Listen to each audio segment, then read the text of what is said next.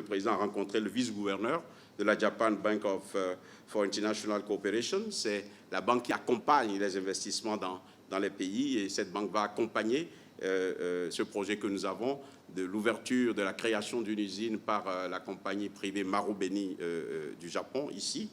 Le président a rencontré évidemment la Ligue parlementaire d'amitié entre le Bénin et le Japon. Il a également accordé une audience à une délégation de la Ligue d'amitié Japon-Afrique. Il a aussi une rencontre très très importante dont je tiens à vous parler, c'est qu'il a vu M. Hirai Tauka, qui est une des personnalités très importantes dans le domaine des technologies dans ce pays-là. Le président a rencontré des personnalités politiques, le président du Komeito, qui est un parti en coalition avec le Parti libéral, c'est l'honorable Yamaguchi Natsuo. Le président a eu quelques entretiens particuliers avec certaines personnes de notre communauté, mais l'événement clé de rencontre avec la diaspora, c'est cette rencontre que le président a eue avec le champion de la NBA américaine, M.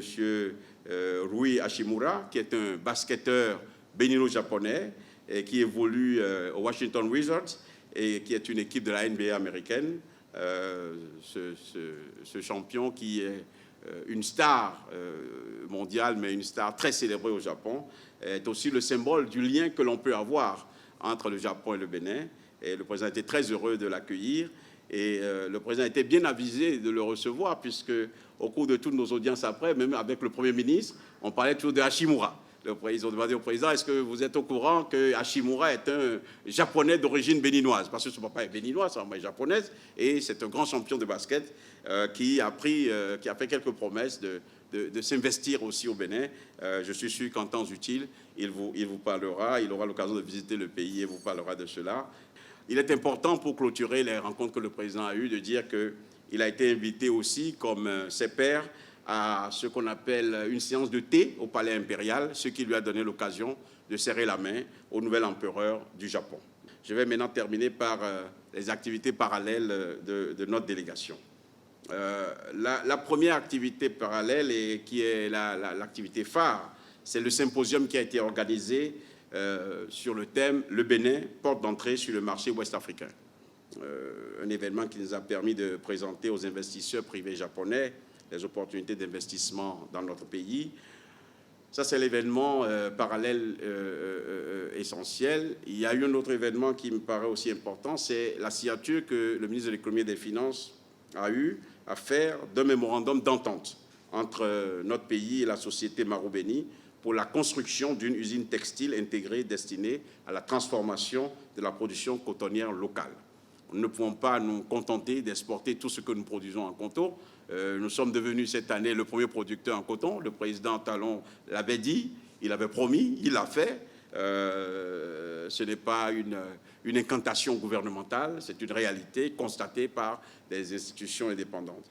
Et donc, nous avons aussi au niveau du gouvernement entrepris de commencer par transformer une partie de notre coton, et je suis heureux de ce partenariat avec Marubeni, et le ministre Wadani a eu à signer le mémorandum d'entente avec cette société-là. Nous avons eu aussi un panel d'échange avec quelques investisseurs japonais le mercredi 28 août, ce qui a été très intéressant.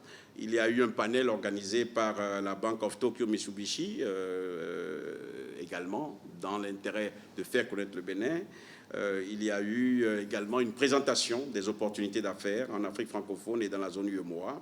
Et il y a eu aussi une réunion qui a permis de faire le point des réformes qui ont été entreprises au Bénin.